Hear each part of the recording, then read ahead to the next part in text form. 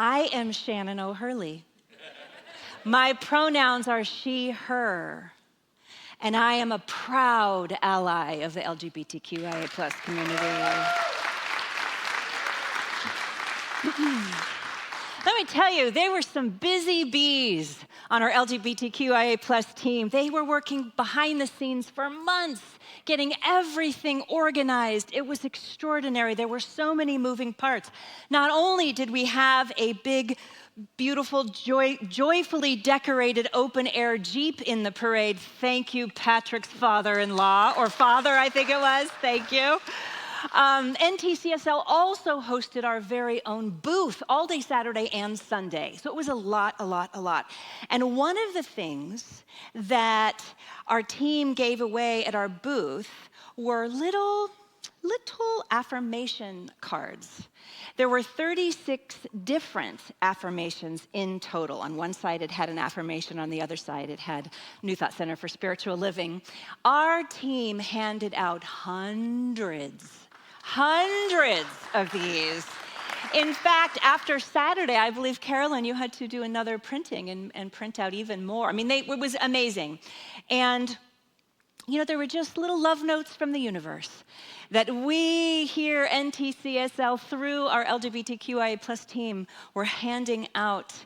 And, for those of us who've been in this teaching for a while, affirmations are just a sweet spiritual tool that we use all the time. We use them all the time. They help us ground ourselves in spiritual truth, and they remind us that we are made in the image and likeness of love, that we belong, that we are divine, that we are inclusive, progressive people. We are compassionate. We not only welcome, but we honor deeply all people. We know here at New Thought Center for Spiritual Living, we say it every week, we are part of this one human family. There is no us and them.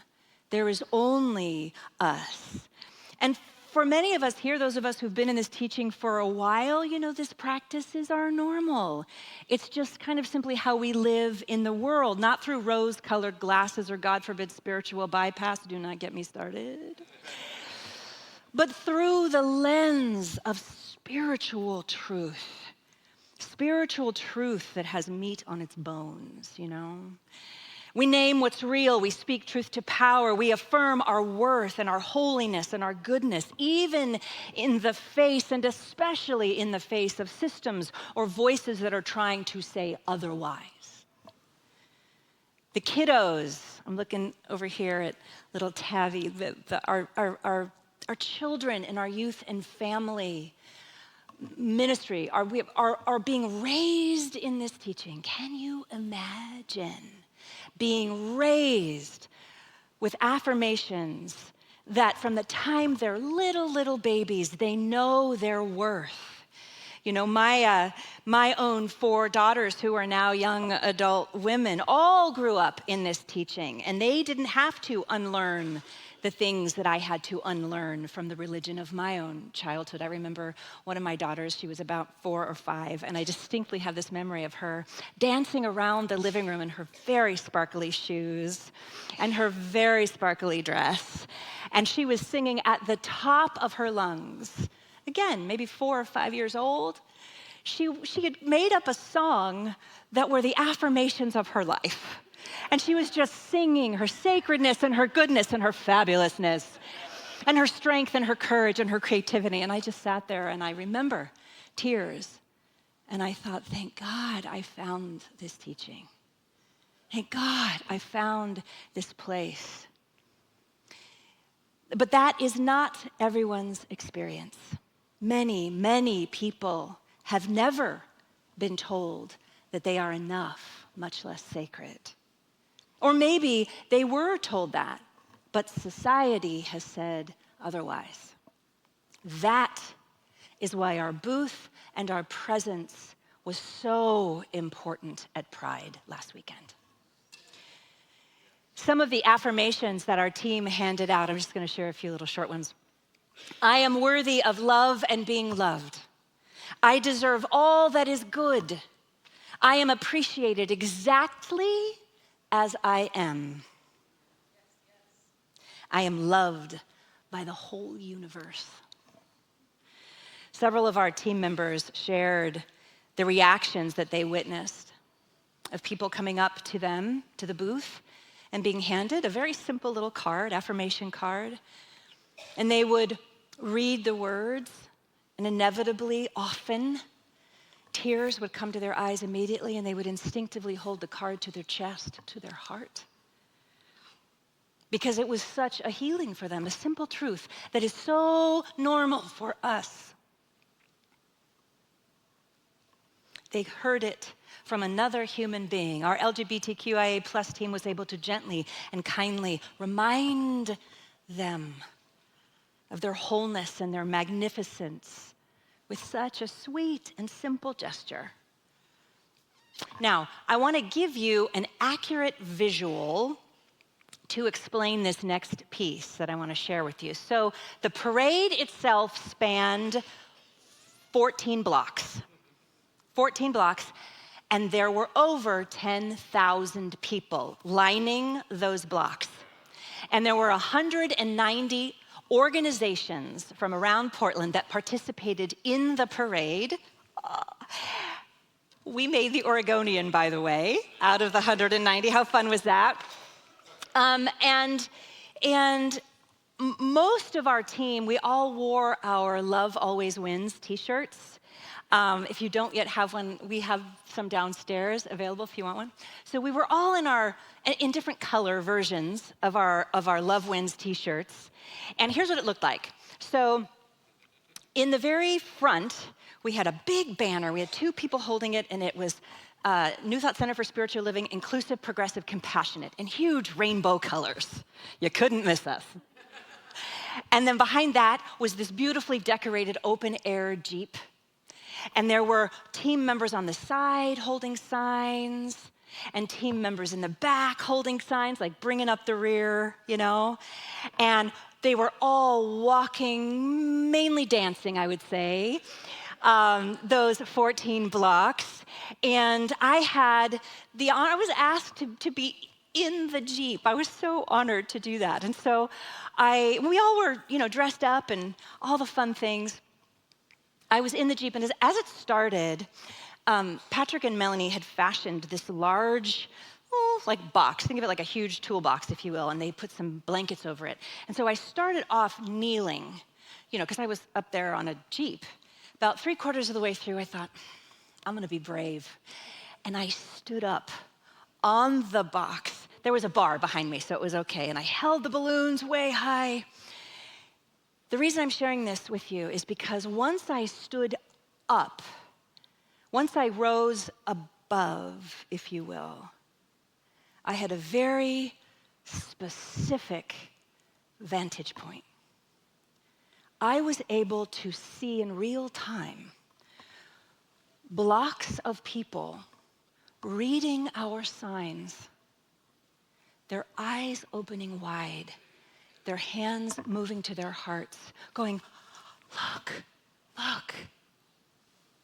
I was able to see in real time minds being changed about what spiritual community can be.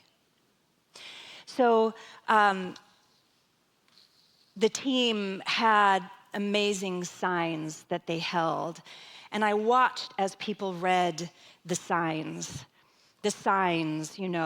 inclusive, progressive, compassionate, spiritual, not religious. Joy is an act of resistance. And my favorite sign, dear LGBTQ community, church should have been a sanctuary. We are here to love, not judge.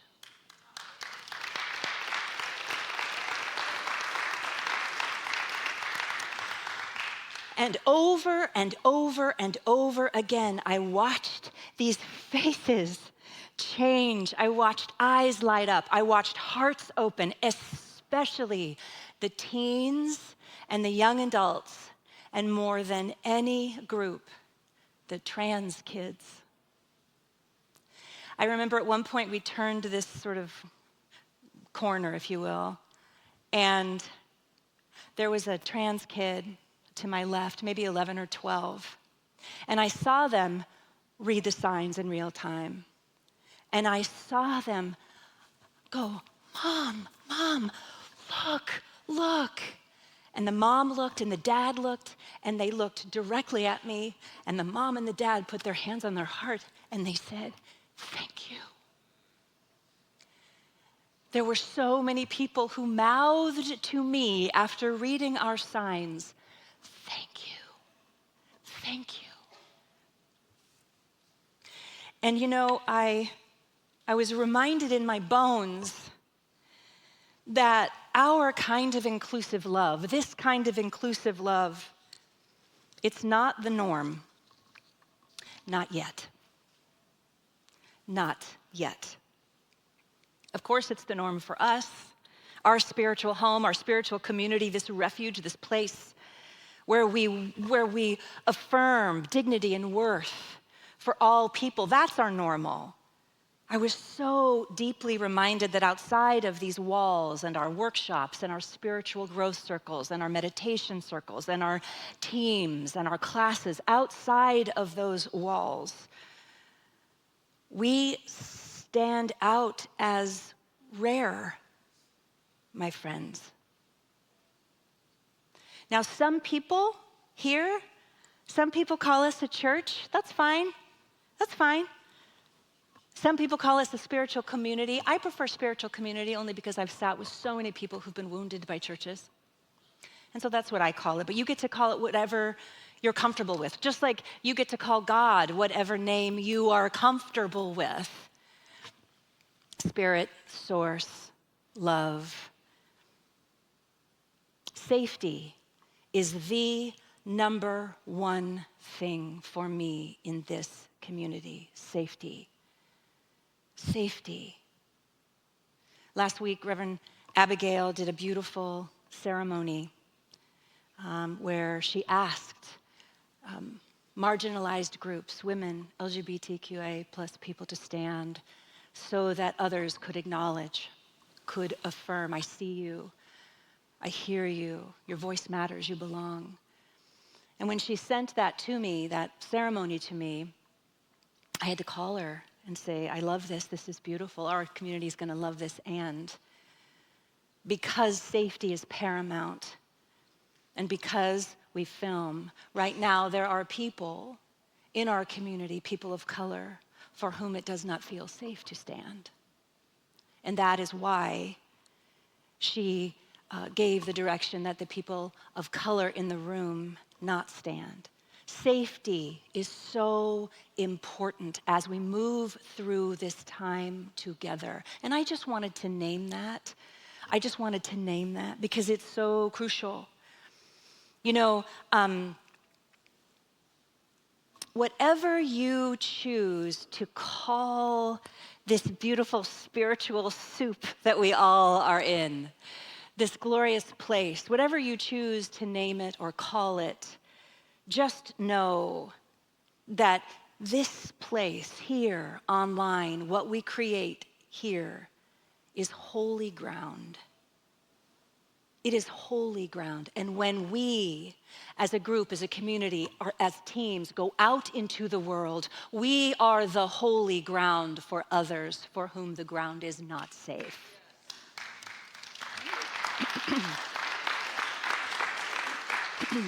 And being a part of this work, this movement of radical love and spiritual justice, it's sacred and holy work. And being up there so high on that Jeep, from that unique vantage point, I could feel deep down in my marrow our oneness as we sang, as we chanted. We chanted / yelled, lovingly yelled. I was hoarse the whole next day, totally worth it. But every block or so, as a team, we would start saying, love wins, love wins, love wins, love wins. And let me tell you, it was like a wave. We would start and everyone would join in. There was this unbelievable, extraordinary choosing of joy as resistance. And as we move through this next part of our conversation, I want us to hold to that joy. And our mandate as people committed to living a spiritual life is to do everything we possibly can to uplift and support the most vulnerable among us. And this is the message of every single major religion or faith path that has ever existed. Whatever Christian nationalism is, has nothing to do with the original teachings of the man called Jesus. Let me be clear. Every single major tradition in its original and ancient form was about supporting and uplifting the least among us. Always, always, always. The title of my talk today is "The Higher We Rise, the Deeper We Love." The higher we rise, the deeper we love. That does not mean we do not see what is going on and participate in the healing of it. But I want to talk about seeing what's going on, feeling what's going on, and how we rise above it so that we can love even more deeply. Are you with me? So, the great Bell Hooks wrote, "Love is an action, never simply a feeling." Love is an action, never simply a feeling. Or as my mom, the great Mama Peggy, always said for as long as I can remember from the time I was little, "Honey, love is a verb. Love is a verb." Tikkun Olam is a Jewish teaching that means repairing the world. It's an idea that we are here not just to witness the world's pain and injustice. We are here to help transform it through acts of courage and compassion and love in motion. And in doing this, we become partners in the healing of it, in mending our world. It reminds us that change doesn't happen all at once. It doesn't happen alone, but every time we show up with heart, every time we choose kindness, every time we decide to choose love beyond what is comfortable in the moment, we are part of love's work in the world, quietly mending what we can and making space for more divine light to shine through. As Ernest Holmes said, God can only do for us what God can do through us. And so as we make room, as we make more room for ourselves by choosing love, by choosing kindness, by choosing peace, by choosing equanimity and standing for it, we allow more space for God, for spirit, for source, for love, for quantum consciousness to move through, to be seen and to be felt. You know, in addition to the LGBTQIA plus community and the people of Gaza and Ukraine, all that they are all going through, I have been thinking about and praying for our immigrant siblings across the country. And right now there is so much fear and pain that we are seeing in the press. It is heartbreaking. And it's very easy to get stuck in it, isn't it? To get stuck there. If we're stuck there, we cannot be of service. And so I thought for today, just a little bit, I want to take an opportunity together as a community and shine the light on 3 immigrant activists who I've been sitting with for the last couple of weeks. I want to briefly introduce you to them, because they give me inspiration. They remind me that this is a time for all of us to rise above in whatever way we possibly can. So let me introduce you to Mohammed Bazik, an immigrant from Libya. There he is. He lives in Los Angeles, and for decades, since the 1990s, Mohammed has been opening his modest home and his heart to children in the foster care system who are terminally ill. Many of these children are abandoned or without family. Mohammed has cared for and fostered over 80 children. holding them after surgeries, during seizures, and often as they take their last breath. His sacred service received international attention, and when asked how he's able to do this work, he said, "The key is you have to love them like your own.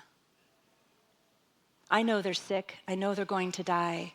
I do my best as a human being and leave the rest to God.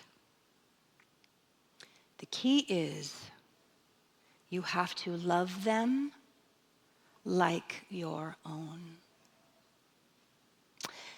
Bambi Salcedo, a Mexican transgender immigrant, arrived in our country at the age of 16. She transformed her pain into powerful advocacy. After surviving incarceration, poverty, and violence, Bambi rose to become a nationally recognized voice for trans and immigrant rights. She earned a master's degree in Mexican and Latin studies and founded the Trans-Latin Coalition to support dignity, safety, and leadership of trans Latinx people. She shared the stage with President Biden at the United States of Women Summit. And her love is loud and radical and revolutionary. And she reminds us that to rise is not escaping suffering, but it's alchemizing it into justice. That is what she has so beautifully brought our country. And finally, Christina Jimenez Moreta. Born in Ecuador, her family migrated here when she was just 13 years old. She was raised undocumented in Queens, New York. Christina rose above her experiences of fear and exclusion to go on and co-found United We Dream, which is now the largest immigrant youth-led network in the United States. She was the recipient of the MacArthur Genius Fellowship Award and FDR's Freedom from Fear Medal. She worked tirelessly to protect DACA. If you don't know what DACA stands for, it is Deferred Action for Childhood Arrivals. She stands to empower thousands of dreamers. Today, she is a distinguished lecturer at the City College of New York in their Leadership for Democracy and Social Justice programs. There's some light for you. How about that? How about that? Yes, absolutely. Balance is key here. And these are just three examples, a glimpse, just a tiny glimpse into the powerful and glorious ways that immigrants have shaped this nation that we love. They showed up, love expressing as service, love expressing as activism, and love refusing to give up. And we too can rise up. And why? To protect them. To protect them. In doing this, we remember our oneness. We remember that our marrow is our connection, is this human family. You know, people say to me all the time, I'm just one person. What can I possibly do? And I hear you. I understand. It can feel absolutely overwhelming. I get it.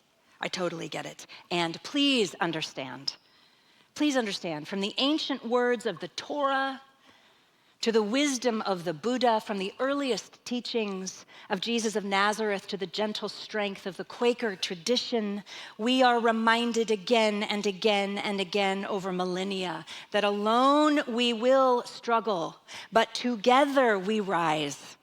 A single thread may unravel, but when we are woven together, we are unbreakable. We are unbreakable. I saw this very thing at Pride. It was palpable. I saw it in real time on the faces as we passed by. So what can we do, you might be asking? How can we here in our community support immigrant siblings, for example? Well, please do not underestimate the power of contacting your representatives in Congress. Please. please. I think it's time to really, really kick that back into high gear. You know how we were doing that for a long, and then it kind of, Oh no. Let's bring that back, and let's bring that with force. There are several tools you can look up. I like the app 5 Calls. You know, 5 Calls, and if you don't, please look it up. It supports you as you call your representatives. It has scripts available to you if you want, and you can ask them. You call the number, you can ask them to support, or better yet, co-sponsor current legislation that is supporting children and immigrants. This is a tangible thing every one of us can do. Let them know, for example, that you, if you do, that you disagree with the dehumanization that is happening at, say, immigration detention centers, and let's just call it what it is, a modern-day concentration camp. You can let your representative know that alligator Alcatraz is a moral disgrace. It is an abomination on every level, and you expect them to do something about it. You expect them. Nothing about that is acceptable. Nothing about that is so-called Christian. Nothing about that is okay. And it must be stopped. Every one of us, every single one of us can take an action. We can contact our representatives, and those of you online, wherever you are across this beautiful country, I invite you into this as well, especially if you are watching from Florida. Call, make the phone calls. Going to a march, donating money, whatever you can do, whatever action you can do, I want you to think of it like this. You think it's a small thing? No. Think of it like one single snowball. One snowball by itself melts, but multiple snowballs turn into an avalanche of love in action. And that is where our divine power can be felt and seen and known and heard. Helen Keller wrote, "Alone we can do so little. Together we can do so much." Alone we can do so little. Together we can do so much. And we have a way today, it just so happens, for those of you here present with us in the room today to take one small action, to be of service. All month, our DEIA and Caring Corner teams have been collecting travel-size hygiene kits and soaps and shampoos and toothpastes. And thank you to those of you who donated both here and online. And we're collecting these to support the currently unhoused and the people in need right now in our community. And so directly following service today, we are going to gather together downstairs, just like we do when we put together our blessings in a backpack. We put together food in little brown bags for our kiddos. And we kind of do an assembly line, and it's so much fun. Catherine, I remember the last time we were doing blessings in a backpack, you turned to me and you said, "Can we do this every week?" And I was like, "I wish." So here we are again with our hygiene kits. If you can come downstairs, even just for 10 or 15 minutes following service, that's your snowball. That's your loving action right there. You have participated in helping to make the world a better place. You have participated in making a difference in someone else's life. So I invite you to go downstairs with me after service. It's so much fun.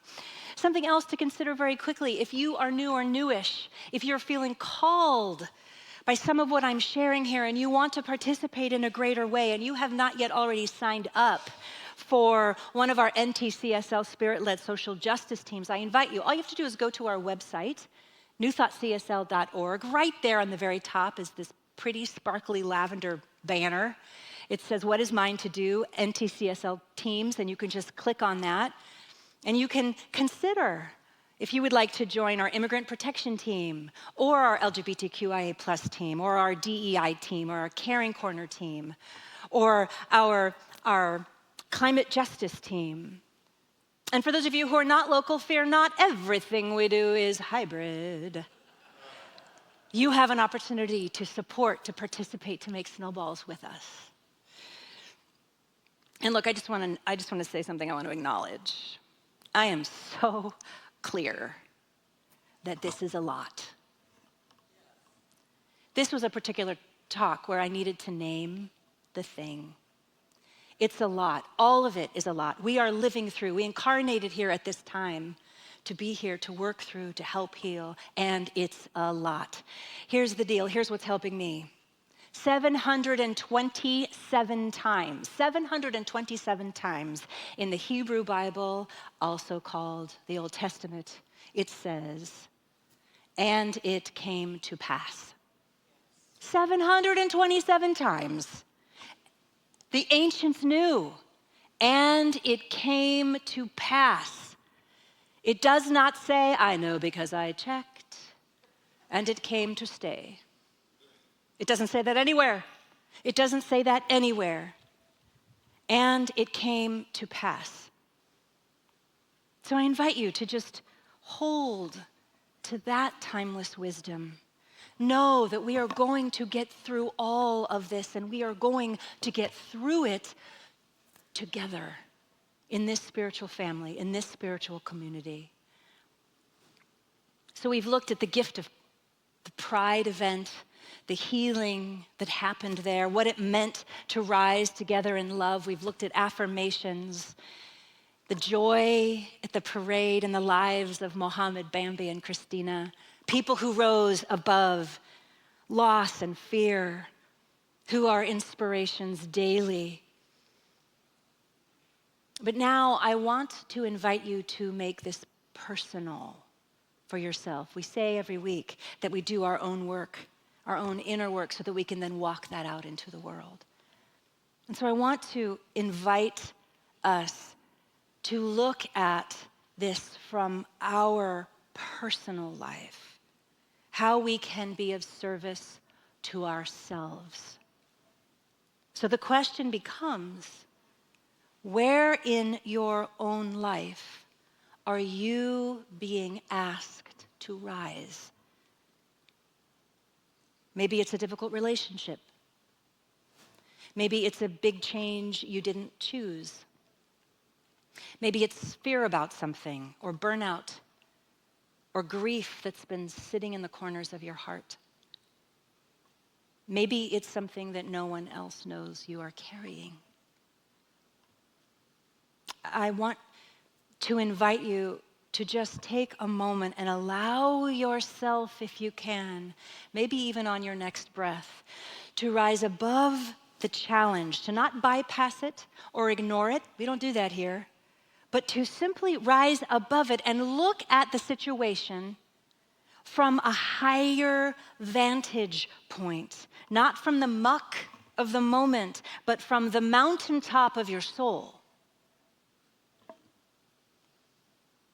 What might shift in your own life if you become your own inner activist? Marching, rising, standing, calling for the wholeness of your own life. What are you ready to advocate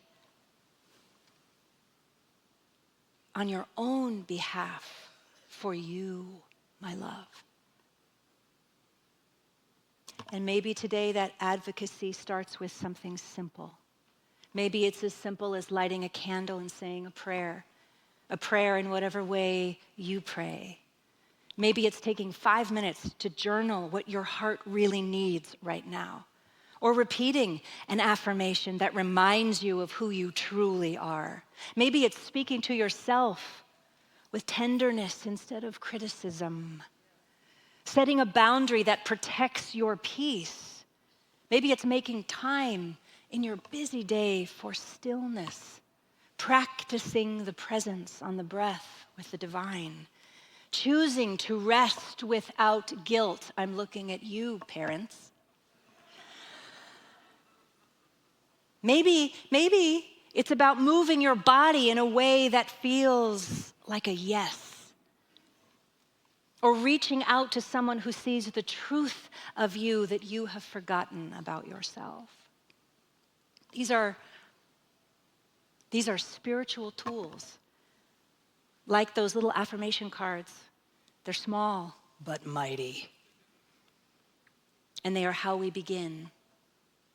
Because just as we are being called to be in service to our communities, we are also being called to be in service to our own soul, to our own healing, to our own growth, to our own becoming. This is how we rise. This is how we love through it. And this is how we help remake our world from the inside out.